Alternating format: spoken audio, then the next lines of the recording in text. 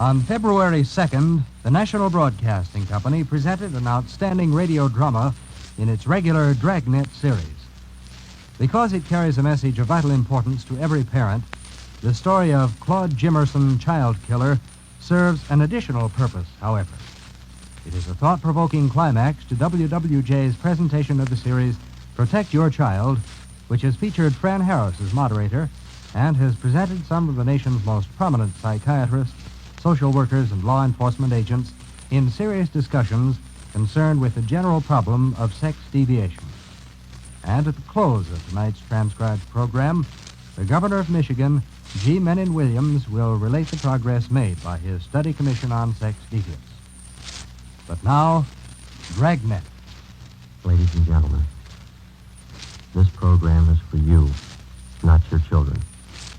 The subject is of vital importance to you as parents.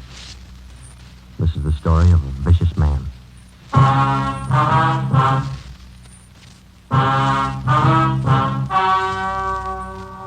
The story you are about to hear is true. Only the names have been changed to protect the innocent.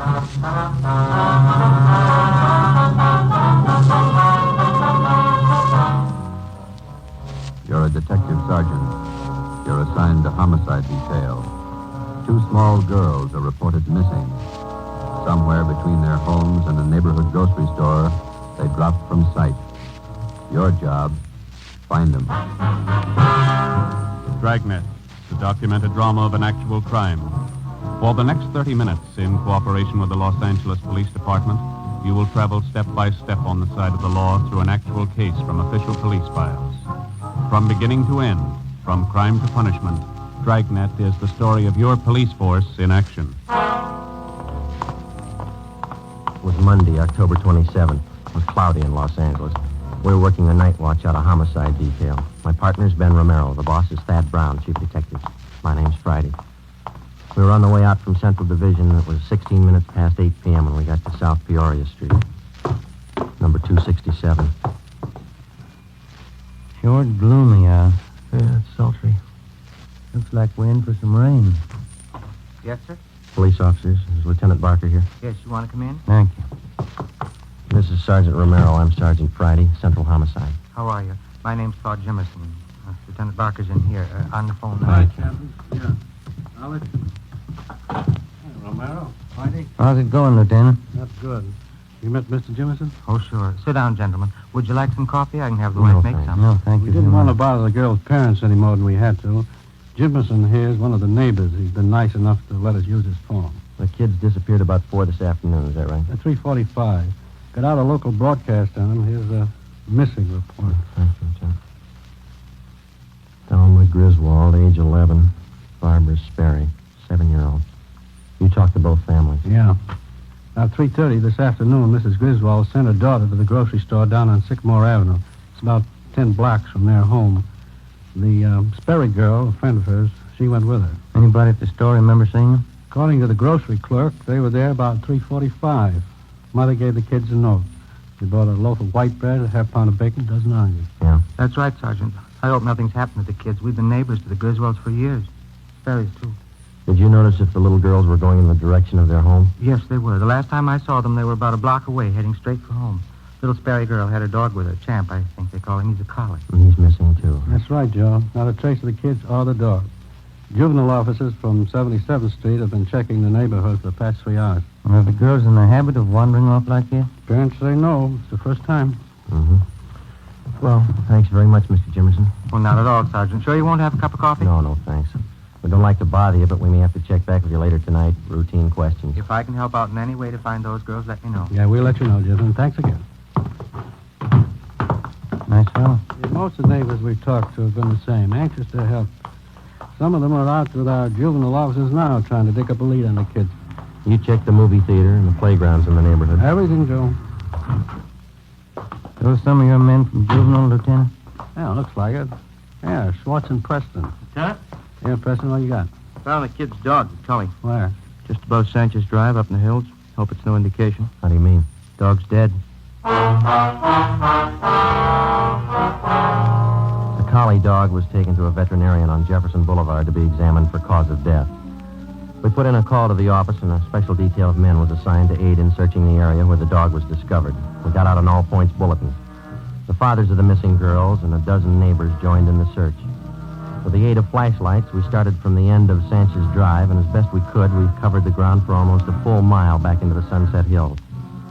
10:55 p.m. Started to thunder. The search went on. The hilly terrain and thick patches of scrub oak didn't make the job any easier. 11:15 p.m. Started to rain. Watch your step, Joe. The rocks are slippery. Yeah. I can't figure it. Not a sign. What do you think? I don't know. Wait a minute. Flash your light over here. No, here. See something? I thought I did. Yeah. Scrap of brown paper. Who's this coming? Sergeant, is that you? Oh, Jimerson? Yeah. What's that you got? I found it right down there, just off the path. Paper sack. Look. Loaf of bread, a few oranges, package of bacon. Where'd you find it? Right down there. Mr. Holmquist and me, we were heading back for the cars when I saw this bag lying to one side of the bush. We'll take it, Jimerson. Thanks. Let's go, man. That means that Barbara and Thelma were up here today. You haven't mentioned that to either one of the girls' fathers. No, I haven't. Good. They're having a hard enough time as it is.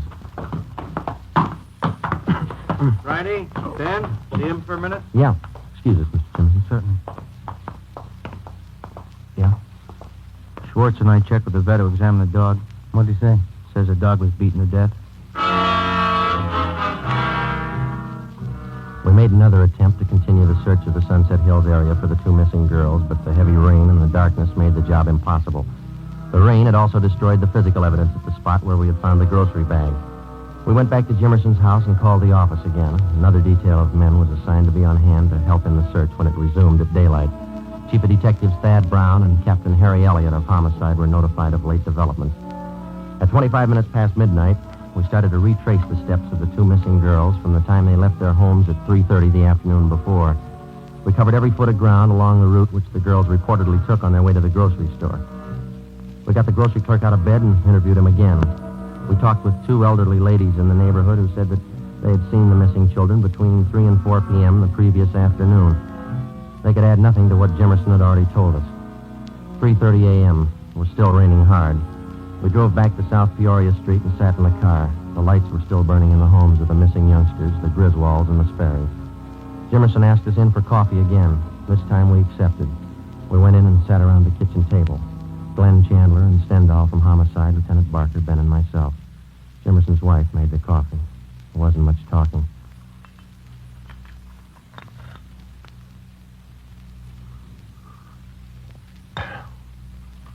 You want more coffee?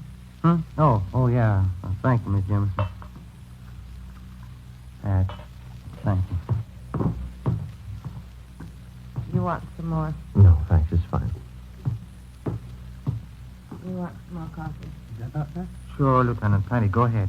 Thanks.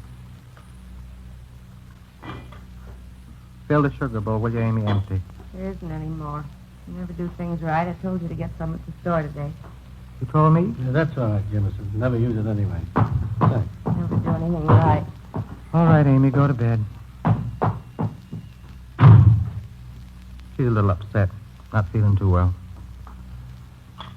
Well, I guess we better be going, Jimerson. Thanks. No, that's all right, Sergeant. She didn't mean you. It's this whole thing, I guess. Got everybody on edge. There's still a chance they may be all right.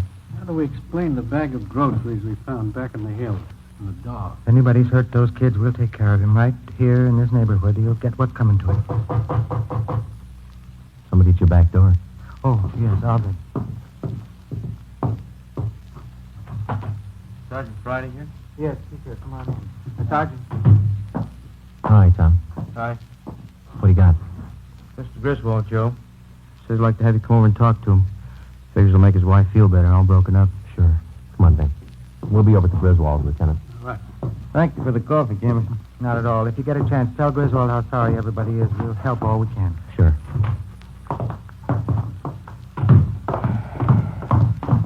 Bad night. Yeah. Did you check by the Sperry's house, Tom? Mm-hmm. Mother's trying to get a little sleep. Father's still sitting up. There he is, by the window. Yeah. This is the Griswold home. Go ahead, Tom. Yeah. They're going to ask questions. What are we going to tell them? I don't know. They could be all right. Kids do funny things sometimes. Maybe, but they don't murder their pet dog. Like a doctor, a lawyer, or an engineer, the police officer comes to realize that there's only so much that can be learned from his books. Time and experience make up the rest. The police manual contains no stock answers for the grieving wife who has just lost a husband in an auto accident. No firm but polite reply to the belligerent motorist handed a traffic tag. No words of reassurance for distraught parents of missing girls, ages 11 and 7. Whether it's trapping criminals or comforting parents, you find the right answer the hard way. There isn't any other way. We sat and talked with the Griswolds for a full hour. We didn't tell them about the dog or the bag of groceries. Until the fate of the two little girls was definitely decided, we figured giving them the information would serve no purpose except to add to their worries. 5 minutes past 5 a.m. Almost a full hour until daylight. It was still raining. George, maybe the officers would like some breakfast before they leave. No, thank you kindly, Miss Griswold. We had some sandwiches about an hour ago. Sure I can't fix you something? No trouble. No, sir, thanks anyway. Terrible night. Rain. Now, Helen, just a little while longer. We'll find the girls. It'll be daylight soon. Miss Griswold, some of your neighbors tell us that there were two strangers here in the neighborhood this afternoon. Yes, but that was earlier. Mrs. Nelson next door and I were talking about it. One was a gardener looking for work. The other one was selling books. What time were they around, ma'am? Book sales on the about noon. The gardener about 2 o'clock. Mm-hmm. How is your daughter about strangers? Does she make friends easily? No, not at all. Selma's very careful about that. She'd never go with a stranger, I'm sure. Why do you ask that question, Sergeant? Have you found out something? No, sir. No, we haven't. It's just a routine check, that's all. Can't understand it. The girls. Out in all this rain, something must have happened. I know. Now, Helen, you've been doing fine. Don't let down now. Joe, Chief Brown's car just pulled up outside. Thanks, Ben. Yeah. Thank you very much, Mr. Griswold, Miss Griswold. Well, thank you, gentlemen. Here, let me show you the door.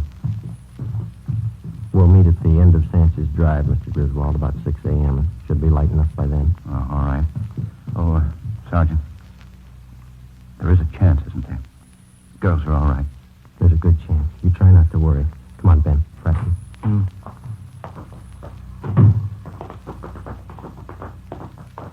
Tom, you want to check with Barker again and see if any of his men have a line on the two men here in the neighborhood yet? Right. If you want us, we'll be in Thad Brown's car. All right, Sergeant. What time you got, Joe?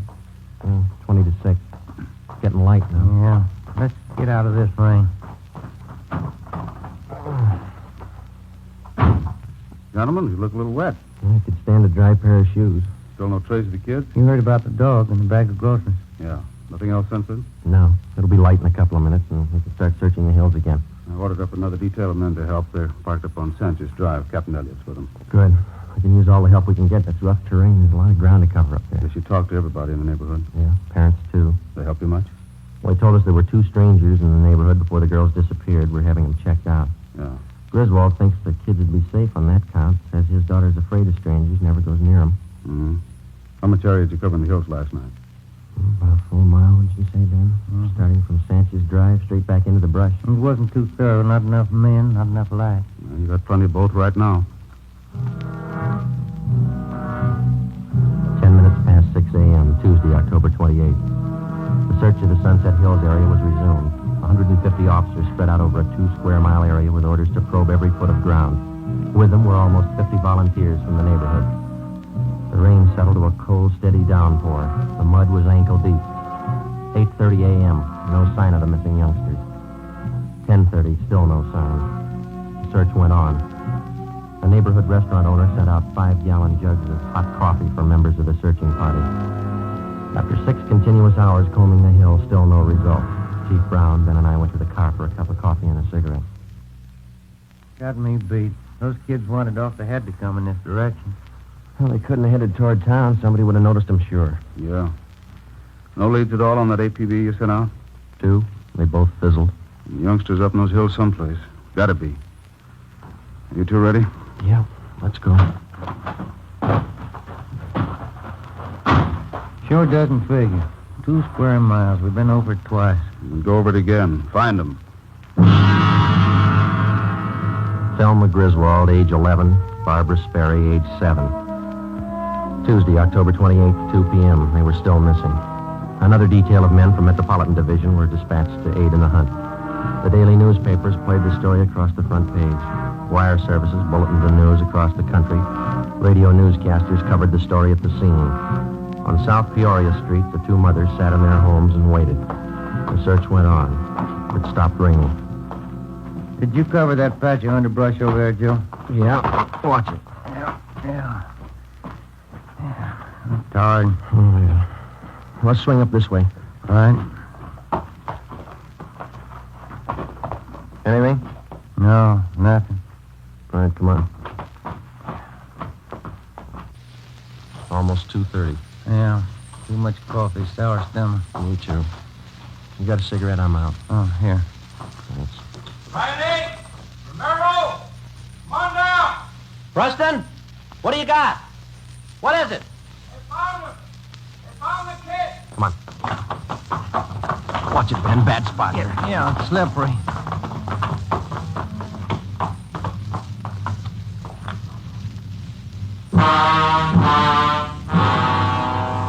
Thelma Griswold had brown hair and brown eyes, about 4 feet 6 inches tall. She had a bunch of wildflowers in her hands. Barbara Sperry had blonde hair and blue eyes. She held a bunch of wildflowers, too. Friday? Chief? Who found them? Jemerson, some of the neighbors. Oh. You're good. Preston, Yes, sir? get something, cover him up. Yes, sir. Come on. Yeah. Been a cop 32 years and never seen anything like that. I hope I never do again. Must have been a maniac. Had to be. The law is kind, depraved. Anybody call the crime lab? Yeah, the area's been cleared. Family's been notified? Not yet. I'll have to tell them. You want to come along? No, that wouldn't be any good. 2 lives. What can you say? Whoever did it ran up a big bill. They're going to pay it.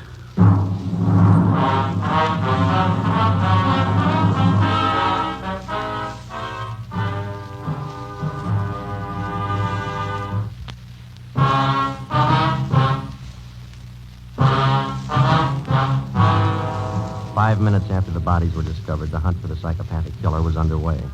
Lee Jones and his crew from the crime lab arrived and took pictures of everything that could possibly have a bearing on the crime. Physical evidence was hard to find. The heavy rain had destroyed any possible chance there might have been of finding footprints.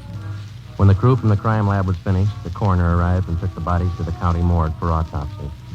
An immediate roundup of all known sexual psychopaths in the area was ordered. They were taken into homicide for questioning. So were the people from the South Peoria Street neighborhood whom we had talked with previously. The questioning went on all through the night. Together with a half a dozen officers from homicide detail, we narrowed down the field. Wednesday, October 29th, 7 a.m. We checked in with Chief of Detectives Thad Brown. Gentlemen, you must be sorry. Got a few hours sleep last night. Could use a few more. Sorry, we have to keep moving on this. You see the papers this morning? Yeah, they're like everybody else, crying too late. Someday people are going to learn you don't fool with these degenerates. You take precautions or you get the consequences. There's no in between. The usual talk going around town. Supposed to be all our fault, letting the psychos run loose. No, we don't make the laws, we enforce them. Till we get something to work with, laws with teeth in them, these atrocities are going to go on. Nobody seems to care. We pick them up, they serve a few days, pay a fine, and they waltz out of here. Nobody cares. Sure, pity them, don't cure them. Nature played a trick on them. Feel sorry for them until they kill a kid. Not a firm law to cover them as they are. We have to wait till they murder somebody. We've got a better law for mad dogs. We don't let them run loose till they bite somebody. Those 2 little girls ought to prove something. How's the parents making out? What you might expect. Shot, hysterics. Excuse me. Brown speaking. Who? Send him in. Chandler, they finished questioning that bunch we brought in yesterday. Oh, Chief. Dan, Joe? How many possibles, Glenn? None. 4 we had left established airtight alibis. We checked their registrations, gave them their releases. Where does that leave us? We start from scratch. I don't think so, Chief. You got a hunch? A little better than that, Joe. I'm sold. What do you mean? You said the parents told you the little girls were afraid of strangers, wouldn't go near them. That's right. I got the same reactions from some of the neighbors we talked to the day before yesterday. Yeah?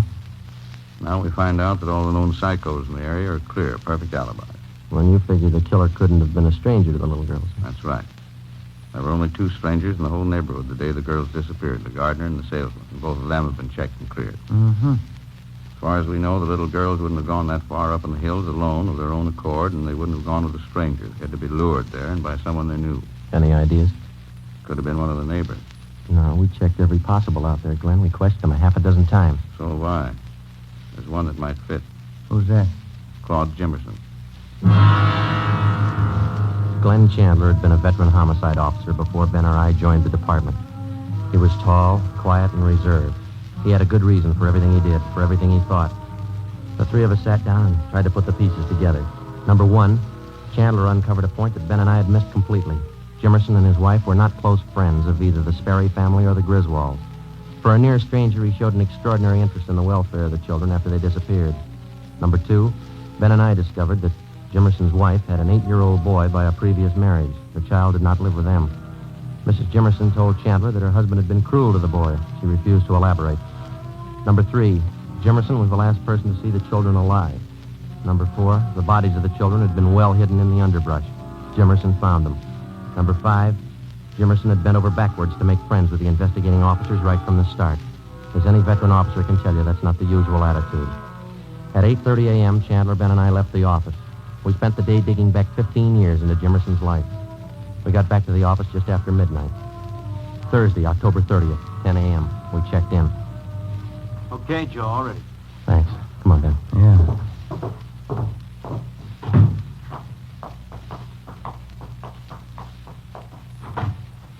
Morning, Mr. Jimerson. Oh. How are you, Sergeant? Glad to see you. Sit down. Sorry to bother you again. Not at all. Glad to help. Anything new turn up? Did you kill those 2 little girls? That's a funny thing to ask. Of course not. You know that. We ask everybody the same thing. Hope you're not offended. Oh, you kind of surprised me. I didn't know. Did you kill those little girls? I don't understand. I told you no. Of course not. It's a stock question, routine. Did you kill them? Now, look, Sergeant, how many times do I have to tell you no? Sorry. You don't have any children, do you? No, we don't. No stepchildren? No. Why? Before you moved out to South Peoria Street, you and the wife lived out in West L.A., didn't you? Kelton Avenue? Oh, yes. How'd you know? You recall a Mary Gibbs out there? Gibbs? No. 6-year-old girl. You were charged with molesting her. That was back in 1944. They were crazy. They never proved it. Before Kelton Avenue, you lived in Santa Monica on 10th Street. Is that right? Yes. There was an 8-year-old girl. Donna Honrath. That kid lied, too. She asked me to fix her doll buggy. I never went near her. What about your stepson? Why isn't he living with you? Why did your wife send him to live with her sister? Amy's crazy. I never harmed the boy. We didn't get along, that's all. It got on my nerves. You've had 4 jobs in the past 5 years. What were they? I don't know what you're talking about. You were a janitor at a grammar school down the south end of town, then a gardener at a children's playground. Then you were a shoe salesman, children's shoes. Then you worked at another grammar school. What does all this mean, anyway? What are you getting at? Have you ever been in jail? Once. 6 months. There was some trouble. What kind of trouble? I didn't know what I was doing. I was drinking. I didn't mean to bother the kid. Well? That's all, Jimerson. Routine question. You can go now. Oh, thanks. I hope you haven't got the wrong idea about me. I like children, that's all. Sure. Thanks for coming in. Not at all, Sergeant. Anything I can do to help. Well, goodbye. Say, Jimerson, I almost forgot. There is one thing. Oh? Since you're the one who found the little girls, we'll have to have you identify the bodies. It won't take long. Morgue's just across the street, up the block. Well, I'd like to help you, but I got an appointment. All you have to do is look at them. It won't take you long. Come on, let's go. I'd like to help, Sergeant, but I don't take these things well. I get sick. We'll make it fast. Out this way.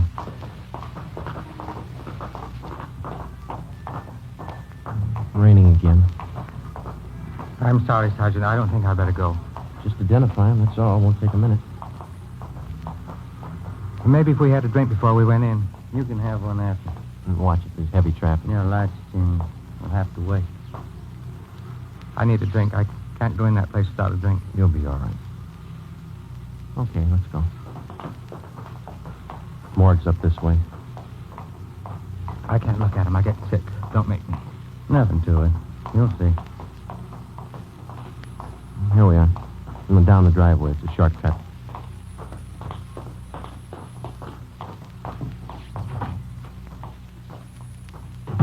This way.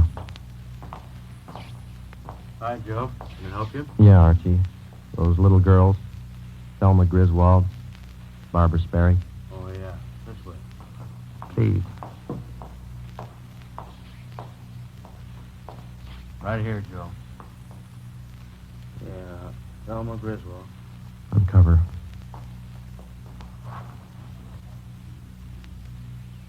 Emerson? Yeah.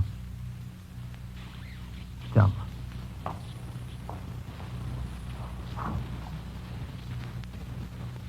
This one? Barbara. Little one. You killed him, didn't you? The dog jumped at me. She started to yell. Put my hand over her mouth. Then the other kid.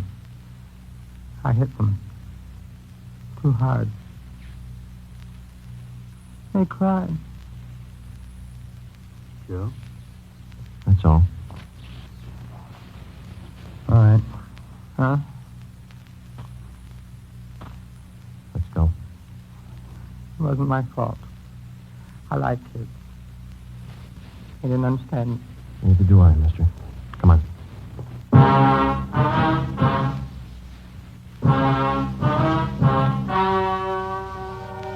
The story you have just heard was true. Only the names were changed to protect the innocent. On March 18th, trial was held in Superior Court, Department 87, City and County of Los Angeles, State of California. In a moment, the results of that trial.